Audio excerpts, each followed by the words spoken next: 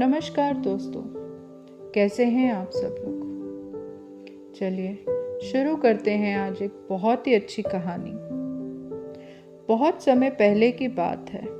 एक प्रसिद्ध गुरु अपने मठ में शिक्षा दिया करते थे, पर यहाँ शिक्षा देने का एक तरीका कुछ अलग था। गुरु जी का मानना था कि सच्चा ज्ञान मौन रहकर ही आ सकता है और इसलिए मठ में मौन रहने का नियम था। लेकिन इस नियम का भी एक अपवाद था। 10 साल पूरा होने पर कोई शिष्य गुरु से 2 शब्द बोल सकता था।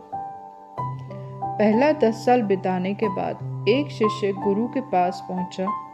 गुरु जी जानते थे कि आज उसके 10 साल पूरे हो गए हैं। उन्होंने शिष्य को 2 उंगलियां दिखाकर अपने 2 शब्द बोलने का इशारा किया। शिष्य बोला, खाना गंदा। गुरुजी ने हाँ में सिर हिला दिया।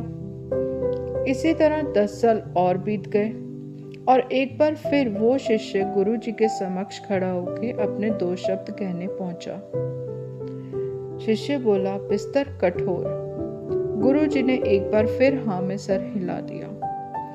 करते करते 10 और साल बीत गए और इस बार वो शिष्य गुरु से मठ छोड़कर जाने की आज्ञा लेने के लिए उपस्थित हुआ और बोला, नहीं होगा।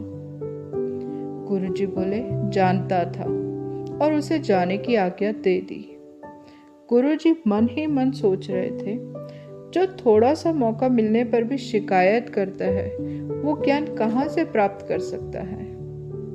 दोस्तों, बहुत से लोग अपनी लाइफ कंप्लेंट करने या शिकायत करने में ही बिता देते हैं और उस शिष्य की तरह अपने लक्ष्य से चूक जाते हैं। शिष्य ने पहले 10 साल सिर्फ यह बताने के लिए इंतजार लिया कि खाना गंदा है। यदि वो चाहता तो इस समय में खुद खाना बनाना सीखकर अपने और बाकी लोगों के लिए अच्छा खाना बना सकता था, चीज़ों को बदल सकता था। हमें यही करना चाहिए।